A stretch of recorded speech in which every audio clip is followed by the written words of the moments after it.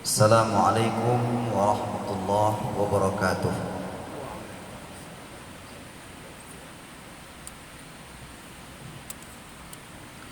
Alhamdulillahi rabbil alamin, wassalatu wassalamu ala ashrafil anbiya'i wal mursalin wa ala alihi wa ashabihi wa man tabi'ahum bi ihsanin ila yaumiddin, amma ba'd. Ma'asyiral muslimin wal muslimat rahimani wa rahimakumullah. Alhamdulillah, pada malam yang berbahagia ini kita kembali melaksanakan kegiatan rutin kita, yaitu majelis ta'lim setelah salat maghrib. Namun pada hari ini kita akan mengawali kajian kita untuk setelah pelaksanaan Idul Adha, yaitu dengan kajian Tabligh Akbar bersama Syekh Mustafa Ahmad Abdul Nabi Uwais dari Mesir. Alhamdulillah, beliau sudah hadir bersama kita. Ini merupakan keberkahan dan rahmat bagi kita bersama, karena di bulan yang mulia ini, di hari tasyrik, Allah Subhanahu wa taala mentakdirkan kepada kita bersama untuk bisa berkumpul menerima tausiah wasiat dari ulama kita. Mudah-mudahan Allah Subhanahu wa taala memberikan keberkahan kepada kita, negeri kita, terkhusus Kabupaten Kampar ini. Kemudian salat serta salam juga tidak lupa kita sampaikan untuk Nabi kita, Nabi Muhammad sallallahu alaihi wasallam. Allahumma salli ala Muhammad wa ala ali Muhammad. Assalamu alayka ya Rasulullah. Bapak Ibu yang dirahmati oleh Allah Subhanahu wa taala, sebelum pelaksanaan Tabligh Akbar, kami sampaikan juga bahwa pelaksanaan ibadah kurban pada tahun ini alhamdulillah terlaksana dengan baik dan lancar. Dan adapun jumlah hewan kurban yang diserahkan ke masjid kita ini itu sebanyak 47 ekor. Cuman yang disembelih di tempat kita itu hanya 26 ekor. Yang disalurkan 21 ekor. Jadi memang bunyinya banyak 47, tetapi lebih separuh itu memang disalurkan ke tempat-tempat yang tidak ada kurban ataupun sedikit kurbannya. Alhamdulillah, kemarin terbagikan semuanya, meskipun di akhir mungkin ada beberapa peserta yang mendapatkan kupon tidak menjemputnya.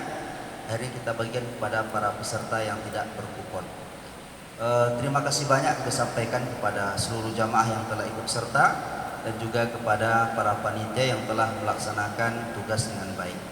Baik, untuk tidak memperpanjang mukaddimah, kita akan mendengarkan bersama Tabligh Akbar yang dalam hal ini akan disampaikan oleh Syekh Mustafa Ahmad Abdul Nabi Uwais, dan mungkin nanti akan dipandu oleh Al-Ustaz Muhammad Hanafi. Pada mereka dipersilakan dengan segala hormat.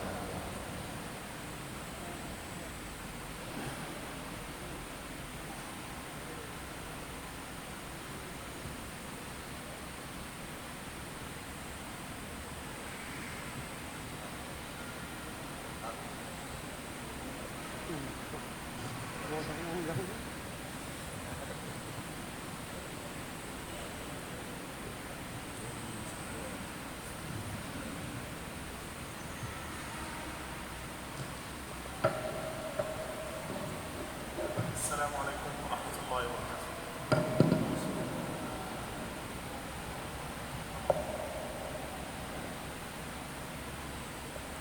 Alhamdulillah, wassalatu wassalamu ala sayyidina Rasulillah wa ala alihi wa sahbihi wa man walah. Ma ba'du. فقد أخرج الإمام السيوطي رحمه الله في كتابه الجامع الصغير ما روي أن رسول الله صلى الله عليه وسلم قال: اختلاف أمتي رحمة.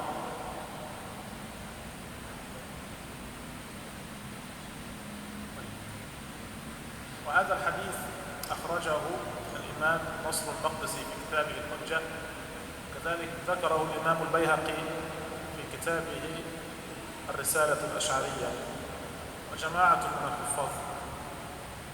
هذا الحديث أولا اختلف فيه هل يثبت عن رسول الله صلى الله عليه وسلم أو لا يثبت، والمشهور أنه لا يثبت عن رسول الله صلى الله عليه وسلم، غير أن معناه صحيح بالاتفاق. اختلاف أمتي رحمة، وورد اختلاف أصحابي رحمة. وكما قلنا هذا الحديث متفق على صحته، غير أنه قد نازع في معناه شخصان فقط، هم الجاحظ والأصفهاني صاحب كتاب الأغاني.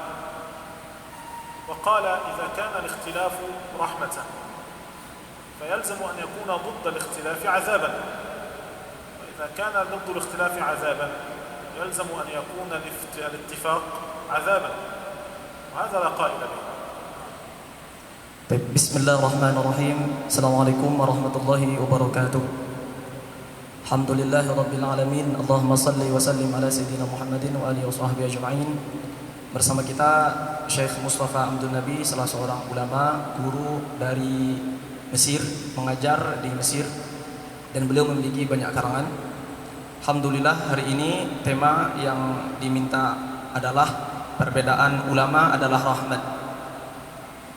Beliau di awal tadi menyebutkan sebuah kutipan bahwa Imam Suyuti dalam salah satu kitabnya menyebutkan hadis tentang ikhtilafu ummati rahmah, berbedanya umatku adalah rahmat. Hadis ini diriwayatkan oleh banyak ulama, di antaranya dalam kitab Al-Hujjah, di antaranya juga oleh Imam Baihaqi dalam kitab Ar-Risalah Al-Asyariyah. Kemudian para ulama ikhtilaf tentang apakah ini memang hadis Rasulullah atau bukan hadis Rasulullah sallallahu alaihi wasallam. Sekalipun mereka ikhtilaf tentang apakah tetap ini adalah hadis Rasulullah atau tidak hadis Rasulullah, namun mereka sepakat tentang maknanya. Ketika mereka sepakat makna hadis ini, banyak para ulama menyebutkan dalam kitab-kitab lughahnya, di antaranya adalah Imam Al-Hajiz, Imam Al-Asbahani. Beliau menyebutkan seandainya berbedanya umatku adalah rahmat, apakah hal ini menuntut kebalikannya, yaitu sepakatnya umatku adalah azab? Ini yang beliau tanyakan. Tafadhal. وهذا الفهم الذي اعترض به هذان الشخصان فهم غير صحيح، لأنه ليس كل ضدين يكون أحدهما رحمة والآخر عذابا، فالليل ضد النهار، والليل ليس عذابا ولا النهار رحمة، وكذلك الشفاء والمرض هذا ليس عذابا وهذا ليس رحمة، لأن المصلحة قد تقتضي أن يكون هذا مريضا وهذا صحيحا. كذلك الموت والحياة، فالموت فيه مصلحة والحياة فيها مصلحة، فالحكمة الإلهية تقتضي اجتماع هذا، فلا يلزم من كون أحد الشيء أن يكون أحدهما رحمة أن يكون الآخر عذابا كما قلنا في الليل والنهار.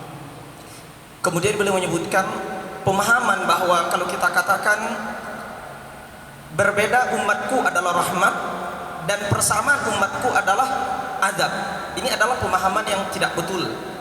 Kenapa demikian? Karena malah banyak perbedaan itu membawa rahmat dan membawa hikmah tersendiri.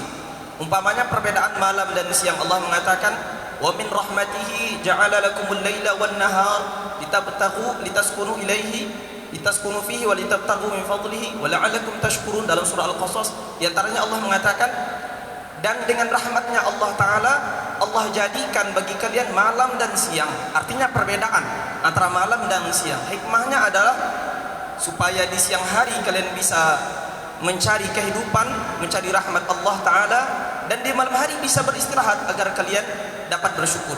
Begitu juga perbedaan dengan yang lain, seperti antara sakit dan sehat, kematian dengan kehidupan, masing-masing adalah memiliki hikmah daripada Allah Subhanahu wa Ta'ala. Nah, إذن فهذا الحديث إن صح عن رسول الله فإن معناه صحيح باتفاق العلماء، لكن ما المراد بالاختلاف أولا؟ الاختلاف قالوا معناه أن تتعدد الطرق ويكون المقصود واحدا، أن تتعدد الطرق ويكون المقصود واحدا. أما الخلاف فهو أن تتعدد الطرق والمقصود، هذا الذي يكون عذابا. وأما إذا اختلفت الطرق واتحد المقصود فهذا الذي يكون رحمة إن شاء الله. nah, Kemudian beliau menyebutkan seandainya hadis ini dinilai sahih secara makna dan juga secara matan, maka sekarang timbul pertanyaan, apakah makna ikhtilaf itu? Dan apa perbedaan ikhtilaf dengan khilaf? Maka beliau menyebutkan ikhtilaf sebagaimana disebutkan oleh banyak para ulama dan ulama lughah, ikhtilaf itu adalah bahwa jalannya berbeda, wal maksud wahid, tapi tujuannya adalah satu. Sedangkan khilaf adalah perbedaan jalan dan perbedaan maksud itu sendiri. Oleh karena itu, kalau seandainya kita mengatakan perbedaan umatku adalah rahmat, maka maksud dari sini adalah ikhtilaf, yaitu cara mereka berbeda tapi tujuan mereka adalah satu. Bukan makna yang kedua, khilaf, yaitu jalan dan tujuan yang berbeda. Nah. ثم بعد ذلك العلماء رضي الله عنهم يقسمون الخلاف أو الاختلاف إلى قسمين. القسم الأول خلاف التنوع، والقسم الثاني خلاف التضاد. أما خلاف التنوع فهو أن يكون الكل صحيحا، أن يكون كل المختلفين أو المختلفين صحيحا، مثل الخلاف بين القراءات، فمن القراء من يقرأ مالك يوم الدين ومنهم من يقرأ مالك يوم الدين، وكلا القراءتين صحيح. وهذا مثاله مثلا لو أردنا أن نذهب إلى مدينة ما، هذه المدينة لها 10 طرق، كل الطرق توصل، فلا سواء سلكت الطريق الأول أو الطريق الثاني أو الطريق الثالث، فكل طريق موصل إلى المقصود وهو صحيح في نفسه. هذا الذي نسميه خلاف التنوع. Nah, kemudian beliau menyebutkan bahwa ikhtilaf itu ada dua pembagian sebagaimana dibagi oleh para ulama. Yang pertama adalah ikhtilaf tanawwu', perbedaan cara atau macam, ya kan? Perbedaan cara atau macam ini adalah semua yang berbeda itu masih dianggap betul, masih dianggap sahih. Seperti apa? Contohnya para ulama qiraat berbeda tentang cara pelafalan Quran. Di antara ulama qiraat mengatakan cara membaca Maliki Yaumiddin dengan memanjangkan mim. Di antara lain membaca dengan tanpa mat, Maliki Yaumiddin. Namun dua-duanya betul. Seperti kita contohkan dengan jalan menuju ke sebuah tempat atau sebuah kota, ya kan? Tempat tujuan sama, tapi jalannya berbeda-beda. Bisa dari arah timur, dari arah barat, dari utara dan selatan. Nah. وأما النوع الثاني هو اختلاف التضاد. واختلاف التضاد هو أيضا ينقسم إلى قسمين. القسم الأول خلاف سائغ يعني مقبول، والقسم الثاني خلاف غير سائغ يعني غير مقبول. خلاف التضاد أحد المختلفين صحيح والآخر غير صحيح لكنه مقبول في نفسه. مثال ذلك لما أراد رسول الله صلى الله عليه وسلم من الصحابة أن يذهبوا إلى بني قريظة، فقال من كان يؤمن بالله واليوم الآخر فلا يصلين العصر إلا في بني قريظة. فانطلق الصحابة إلى هذا المكان، فمنهم من أذن عليه العصر في الطريق ولم يصلي حتى دخل وقت المغرب، وقال رسول الله قال لا يصلين العصر إلا في بني قريظة حتى فوت وقت العصر ودخل وقت المغرب. ومن الصحابة من قال أراد رسول الله منا التعجيل ولم يرد منا حقيقة تأخير الصلاة حتى ندخل بني قريظة، ولذلك صلوا العصر في الطريق وأسرعوا في مشيهم حتى يدركوا هناك صلاة المغرب. فهذا خلاف تضاد، يعني أحد الفرقتين صحيح لكن خلافهم مقبول. لذلك لم ينكر رسول الله صلى الله عليه وسلم لا على الفريق الأول الذي لم يصلي العصر حتى خرج الوقت ولا على الفريق الثاني الذي صلى في العصر، مع أن رسول الله صلى الله عليه وسلم لا يجوز له تأخير البيان عن وقت الحاجة، فإن كان أحد الفريقين على بدعة أو على ضلال كان يجب على رسول الله أن يبينه، فلما لم يبينه تبين لنا أن كلا الفريقين صحيح غير أن أحدهما أصح والآخر صحيح في نفسه. هذا نسميه خلاف التضاد السائغ. Kemudian pembagian yang kedua adalah ikhtilaf tadad. Tadi ikhtilaf ada dua. Pertama ikhtilaf tanawwu', yang kedua ikhtilaf tadad. Tadad ini artinya saling berlawanan, perbedaan yang saling berlawanan. Artinya satu berkonsekuensi betul, satu berkonsekuensi tidak betul. Kemudian ikhtilaf tadad ini terbagi juga kepada dua. Ada ikhtilaf sa'ir, yaitu makbul, yang bisa diterima, bisa ditoleran. Ada yang ghairu sa'ir, ay ghairu makbul, yang tidak diterima dan tidak bisa yang tidak bisa diterima dua-duanya, yang tidak bisa diterima kesalahannya. Di antara contohnya adalah dalam sebuah hadis Rasulullah SAW berpesan kepada para sahabat, jangan kalian sholat setelah melewati Bani Quraidah. Suatu daerah namanya Bani Quraidah, jangan kalian sholat di Bani Quraidah kecuali kalian telah melewati sampai ke kota Makkah. Kemudian dalam hal ini para sahabat yang melewati Bani Quraidah dan azan telah dikumandangkan ketika itu, mereka ikhtilaf.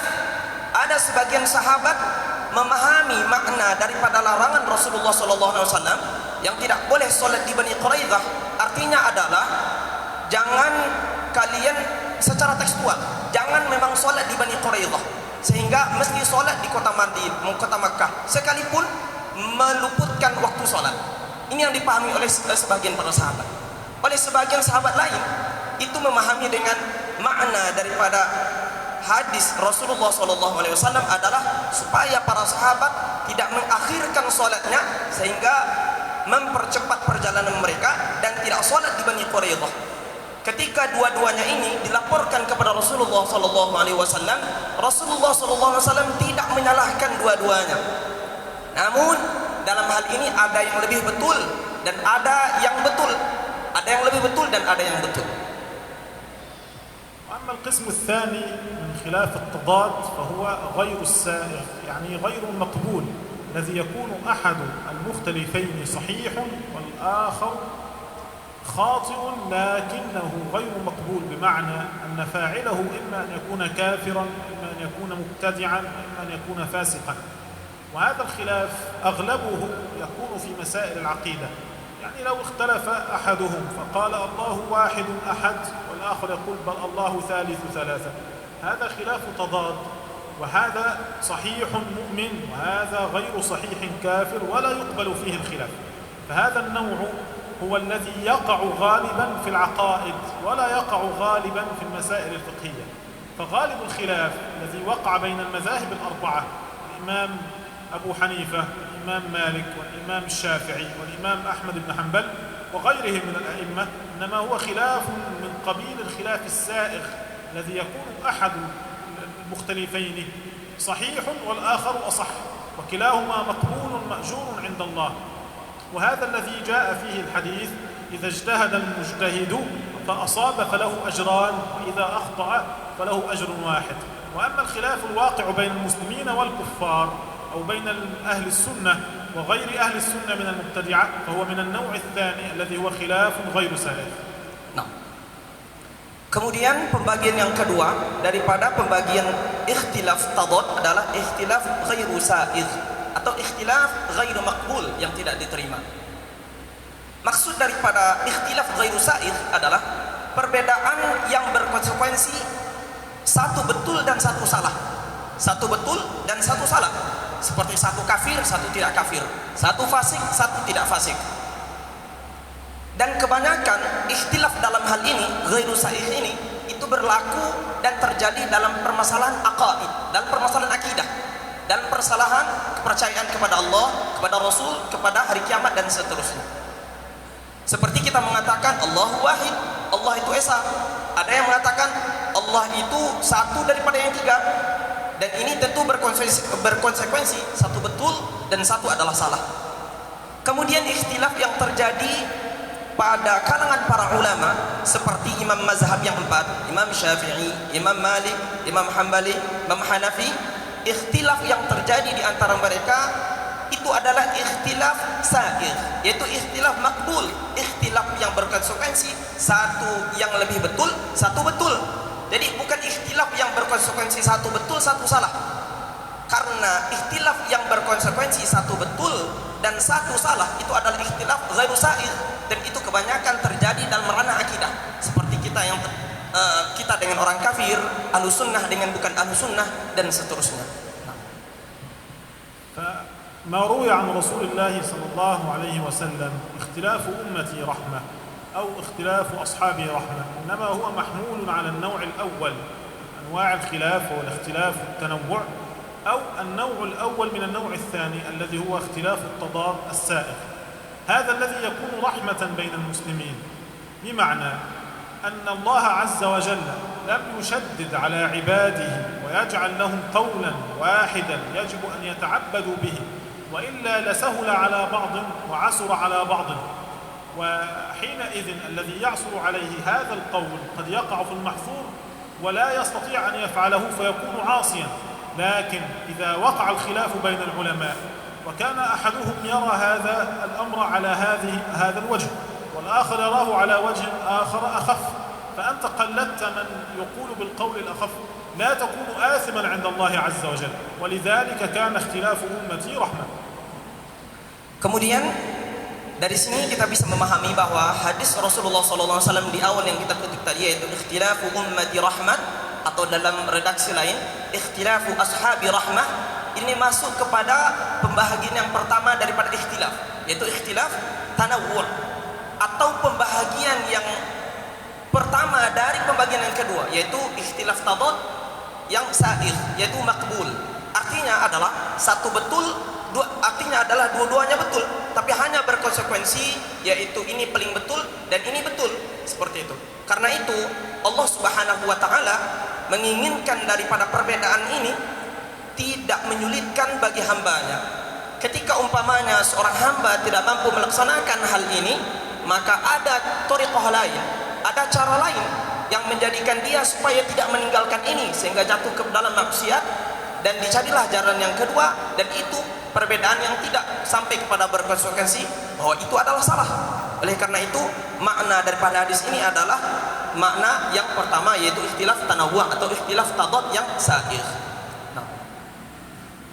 لذلك كان المختلفين من الأئمة الأربعة وغيرهم كلهم طريقهم متعدد، لكن مقصودهم واحد، وهو الوصول إلى حكم الله عز وجل ورضا رسول الله صلى الله عليه وسلم.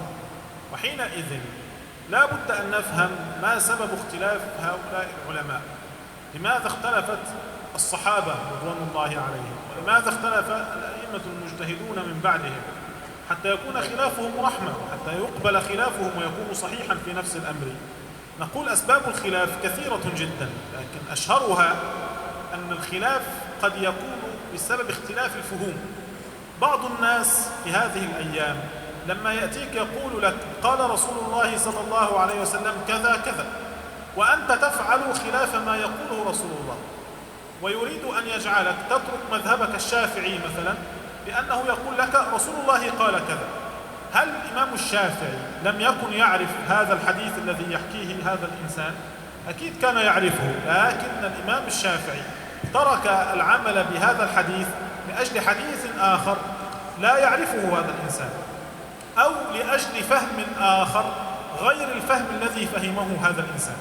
فالذي يأتيك يقول لك أتترك قول رسول الله وتعمل بقول الشافعي، هذا إنسان لا يفهم جيدا. لماذا؟ لأن الواجب على جميع المسلمين أن يعملوا بقول رسول الله صلى الله عليه وسلم، ومنهم الشافعي أيضا. طيب لماذا خالف الشافعي؟ نقول لأن الشافعي فهم قول رسول الله على خلاف ما فهمته أنت، وأنت لا تريد أن تجعلني أعمل بقول رسول الله، وإنما تريد أن تجعلني أعمل بفهمك لكلام رسول الله صلى الله عليه وسلم. مثال ذلك ورد أن رسول الله صلى الله عليه وسلم جاءه رجل فقال له يا رسول الله جعلت لولدي هذا الضيعة الفلانية، الحديقة الفلانية.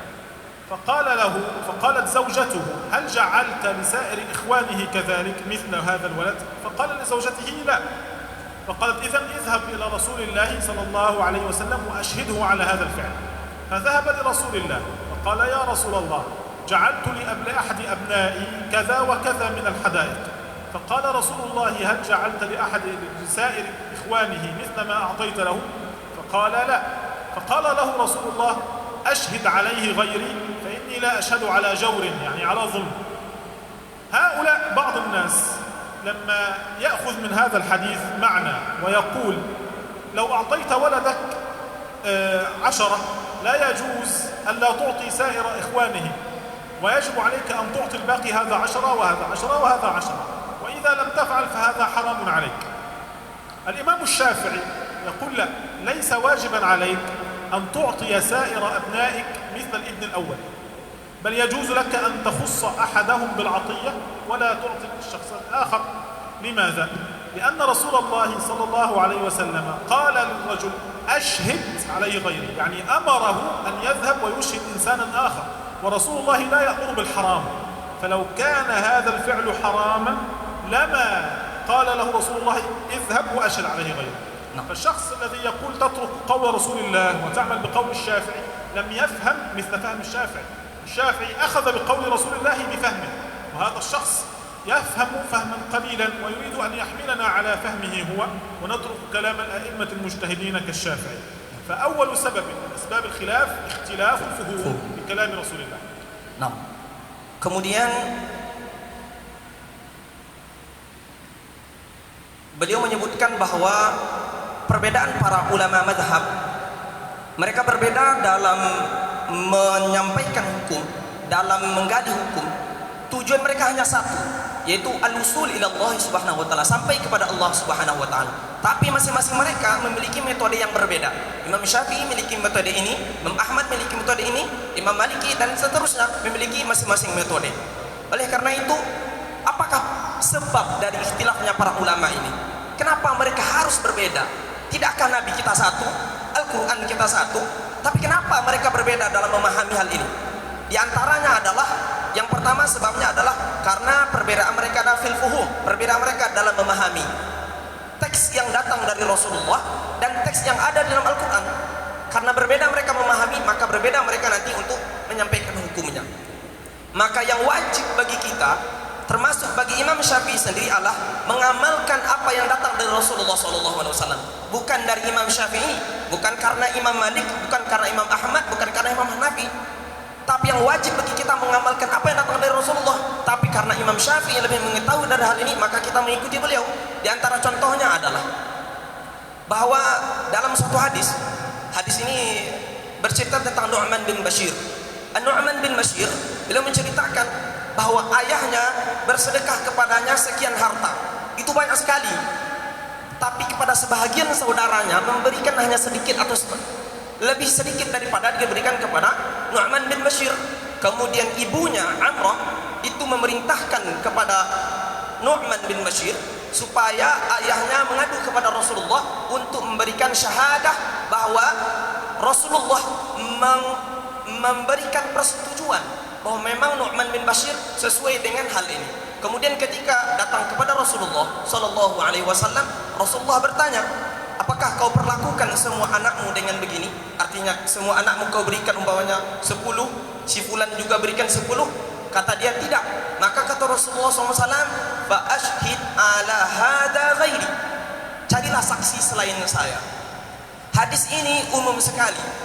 Maka para ulama berbeda berpendapat. Ada ulama mengatakan bahwa wajib at-tasawi baina al-wal. Jadi wajib kita memberikan nafkah yang sama kepada anak. Kepada si fulan wajib 10, si fulan wajib 10. Tapi Imam Syafi'i berbeda. Imam Syafi'i mengatakan la yajib, tidak wajib kita memberikan hak yang sama kepada anak. Boleh kita mengkhususkan si fulan ini lebih, si fulan ini lebih rendah, boleh, tidak masalah. Hal ini tidak bisa kita katakan apakah kau ikut pendapat, apakah kau ikut Rasulullah atau ikut Syafi'i. Karena Imam Syafi'i di sini mengambil dari kesimpulan Rasulullah mengatakan ashhid alaihi ghairi, carilah saksi selain saya.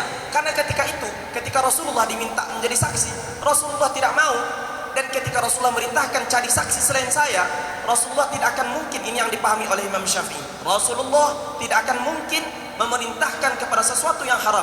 Karena itu beliau mengambil keputusan bahwa perintah ini adalah tidak menjadi wajib bagi seorang untuk menyamakan antara anak-anaknya.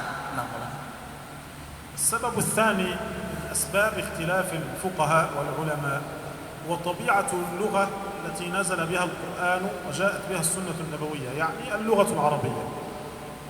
بعض الألفاظ في لغة العرب تحتمل أكثر من معنى واحد، وهذا المعنى قد يتعين ويتحدد باعتبار السباق واللحاق، قد لا يتعين ذلك لأجل اختلاف العلماء بسبب اختلاف طبيعة اللغة العربية. وقع النزاع والاختلاف بين العلماء. مثال ذلك كلمة القرء، في العدة المرأة، عدة المرأة 3 قروء كما قال الله عز وجل فعدتهن 3 قروء. القرء يأتي في لغة العرب بمعنى الطهر عن الحيض، ويأتي بمعنى الحيض نفسه. فمن العلماء من يقول عدة المرأة المطلقة أن تحيض 3 حيضات، ومنهم من يقول لا، بل أن تطهر 3 أطهار. وحينئذ يقع الخلاف بين العلماء بسبب اختلاف اللغة. هذا صحيح وهذا أصح، لكن أيهما صحيح وأيهما أصح العلم عند الله عز وجل. لكن إذا قلدت هذا الأول فأنت إن شاء الله مثاب مصيب، وإذا قلدت الثاني فأنت إن شاء الله مثاب مصيب. Ini yang pertama. Yang pertama adalah berbeda dalam memahami. Sebab yang kedua, kenapa para ulama itu berbeda adalah karena bahasa Arab itu sendiri. Dalam bahasa Arab ada satu kalimat yang memiliki banyak lebih daripada satu makna. Beliau mencontohkan dengan kalimat al-qur'u. Dalam Quran umpamanya dikatakan oleh Allah Subhanahu wa taala fatriquhunna fa'iddatuhunna 3 quru. Iddah seorang perempuan, iddah masa menunggu ketika dia selesai ditalak, kata Al-Quran 3 kali quru. Apa makna quru ini? Kata al-qur'u dalam bahasa Arab lebih dari satu makna. Maknanya juga bermakna haid, maknanya haid. Ada juga bermakna suci, at-tuhru. Oleh karena itu ada sebagian ulama memaknakan bahwa iddah seorang perempuan adalah 3 kali haid. Kalau dia ditalak sekarang, maka tunggu setelah 3 kali haid. Selesai 3 haid, selesai masa iddahnya, boleh dia menikah, boleh melakukan hal-hal yang lain, boleh keluar rumah. Kemudian sebagian ulama tidak, maknanya adalah suci, sehingga setelah dia ditalak menunggu 3 kali suci, ya kan? Maka ini adalah perbedaan dari bahasa Arab itu sendiri. Oleh karena itu ikhtilaf berbeda dalam bahasa Arab menjadikan para ulama berbeda dalam memahami hal ini. Dan dua-duanya betul, hanya satu yang lebih betul dan satu yang betul. Siapa yang tahu dua-dua yang siapa yang tahu bahwa ini lebih betul dan ini betul? Itu hanyalah Allah Subhanahu wa taala. Boleh kita mengikuti manapun qaul asalkan itu dikatakan oleh para ulama.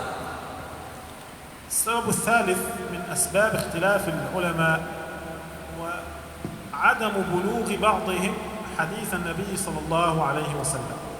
من العلماء من كان حافظا متسعا في الحفظ كالإمام أحمد بن حنبل والإمام مالك والإمام الشافعي، وبعضهم أحفظ من بعض، ومنهم من كان مقلا في الرواية كالإمام أبي حنيفة رضي الله عنه. فبسبب أن هذا الإمام بلغه أحاديث أكثر من الإمام الذي لم يبلغه هذا الأحاديث الأخرى يقع بينهم الخلاف. لكن لا يظن أحد أن الأئمة رضي الله عنهم لا يعرفون علم الحديث، وإنما مرادنا بعدم بلوغ الحديث أنه لم يبلغه الحديث بجميع رواياته. معنى هذا ورد أن النبي صلى الله عليه وسلم قال من ترك الصلاة فقد كفر، وورد العهد الذي بيننا وبينهم الصلاة فمن تركها فقد كفر. هذا الحديث أخذ به جماعة من العلماء على ظاهره وقالوا ترك صلاة واحدة يكون كفرا. الإمام الشافعي رحمه الله قال لا يكون كفرا. طيب كيف ذلك؟ رسول الله يقول كفر وأنت تقول ليس كفرا. من العلماء يقول له هذا، قل الشافعي لأنه ورد في حديث آخر رواية أخرى للحديث أن لله على العبد في اليوم والليلة 5 صلوات إن أحسن وضوءهن وصلاهن كان على الله أن يدخله الجنة، وإلا فأمره إلى الله إن شاء عذبه وإن شاء غفر له. فكيف يغفر الله للمشرك؟ الله يقول إن الله لا يغفر أن يشرك به ويغفر ما دون ذلك. فهذا يدل على أن ترك الصلاة ليس كفرا في نفسه إذا تركها كسلا. فبسبب تعدد الطرق وتعدد روايات الحديث الواحد يقع الخلاف بين العلماء. من العلماء من كان يحفظ الحديث بجميع رواياته، ومنهم من كان يحفظ رواية أو روايتين. فلا يظن ظان أن بعض العلماء لا يحفظ الأحاديث، بل يحفظ الأحاديث لكن قد يغيب عنه رواية أو روايتين، وهذا سبب من أسباب اختلاف الفقهاء. Kemudian sebab yang ketiga adalah bahwa sebagian ulama itu mendapatkan semua hadis Rasulullah SAW. Sebahagian lain tidak sampai kepada mereka hadis yang sampai kepada ulama yang lain. Ini maknanya bukan berarti seperti contohnya adalah Imam Abu Hanifah. Beliau sangat sedikit dalam meriwayatkan hadis.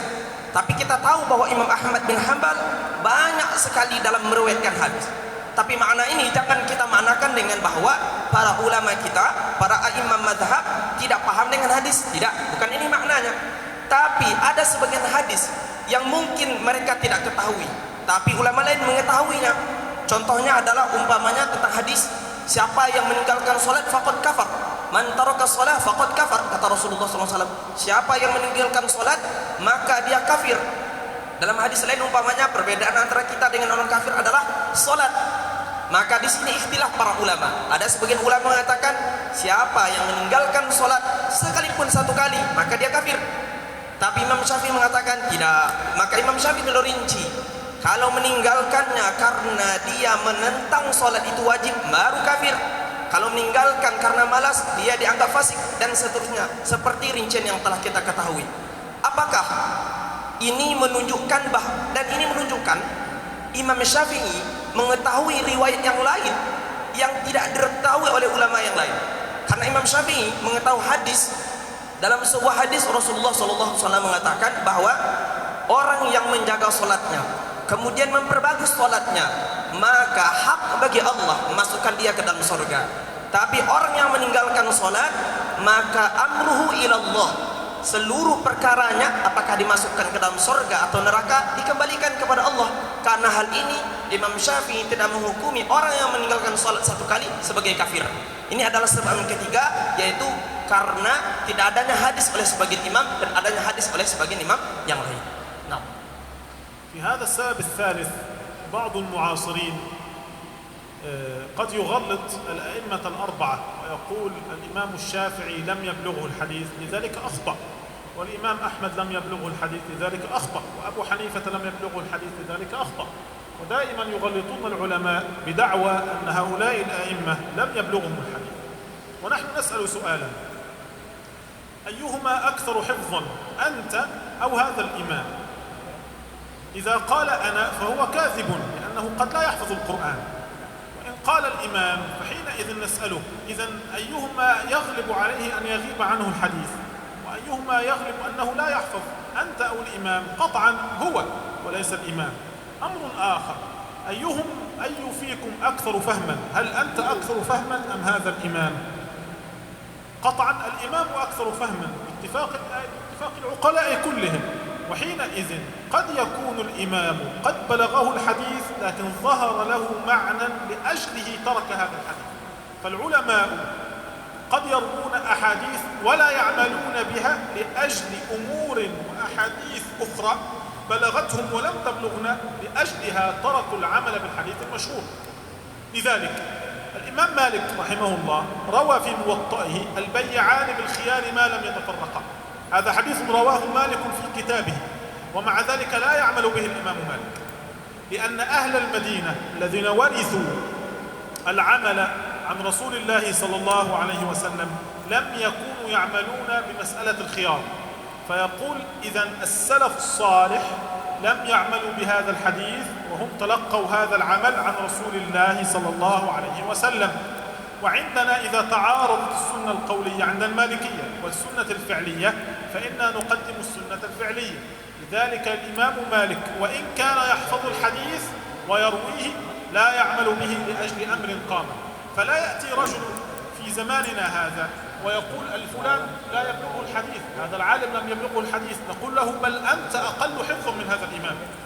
ولو سلمنا ذلك فإن الإمام أكثر منك فهما، فقد يغيب عنك فهم جديد في الحديث لا يغيب عن هذا الإمام لأجله ترك العمل بظاهر هذا الحديث. وقد أخرج الإمام الترمذي في سننه حديثين وبعد أن ذكرهما قال وقد أجمعت الأمة على ترك العمل بهذين الحديثين إجماع، والإجماع مقدم عند جميع الفقهاء والعلماء. Kemudian karena sebab yang ketiga ini, yaitu karena sebab tidak datangnya hadis ke sebagian ulama sebahagian orang-orang mu'asirin, orang-orang sekarang itu sampai berani mengatakan bahwa oh Imam Syafi'i ternyata ada hadis yang tidak diketahui, Imam Ahmad bin Hanbal ternyata ada hadis yang tak dia ketahui, Imam Hanafi ada hadis yang ternyata dia tidak ketahui. Mereka menyalahkan para a'imam madhab. Kalau seandainya kita bertanya kepada dia, siapakah yang lebih banyak menghafal hadis? Apakah engkau atau Imam Syafi'i? Apakah engkau atau Imam Ahmad bin Hanbal? Kalau dia menjawab adalah saya, dia adalah berbohong, pasti berbohong. Kalau seandainya anggap kalau memang dia adalah banyak menghafal hadis Rasulullah SAW.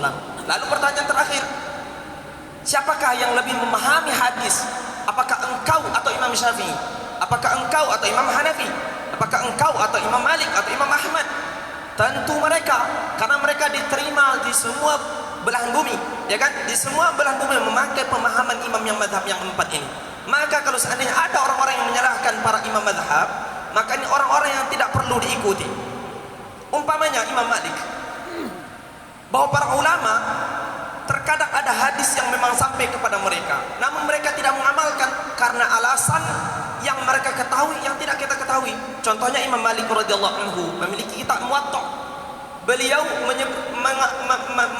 menuliskan dalam hadis tersebut bahwa al-bai'an madama fil majlis, orang yang saling berjual beli kalau mereka selama dalam majlis boleh ikhtiar, boleh mereka khiyar, itu boleh tetap memutuskan jual beli, boleh membatalkan jual beli. Tapi Imam Malik tidak mengamalkan hadis ini. Padahal beliau sendiri yang menulis dalam Muwatta'nya, namun beliau tidak mengamalkan hadis ini. Kenapa demikian? Karena alasan bahwa kalau seandainya ada pertentangan antara qaul dan fi'il, perkataan dan perbuatan, maka perbuatan lebih diutamakan. Ketika Imam Malik berada di Madinah, beliau melihat ahlu Madinah, orang-orang Madinah dahulu tidak mengamalkan hadis ini. Mereka tidak mengamalkan hadis khiyar. Maka hal ini bertentangan menurut Imam Malik antara qaul Rasulullah SAW yang ada dengan perbuatan yang diriwayatkan dari Rasulullah SAW. Maka beliau lebih mendahulukan perbuatan Rasulullah atau perbuatan yang diriwayatkan daripada Rasulullah SAW. Karena alasan ini, contohnya Imam Tirmidzi dalam Sunan beliau meriwayatkan dua buah hadis. Setelah meriwayatkan dua buah hadis ini, apa yang beliau katakan? Wa qad ajma'atil umma ala tarkiha. Ijma' para ulama, ijma' ini sepakat semua ulama setelah meninggalnya Rasulullah SAW. Itu arti ijma'. Sepakat semua ulama bahwa dua hadis ini tidak dipakai. Apakah ini bisa kita masih mempertentangkan bahwa ketika ada qaul, kenapa Imam Syafi'i tidak memakai? Kenapa Imam Ahmad tidak memakai? Maka tidak bisa.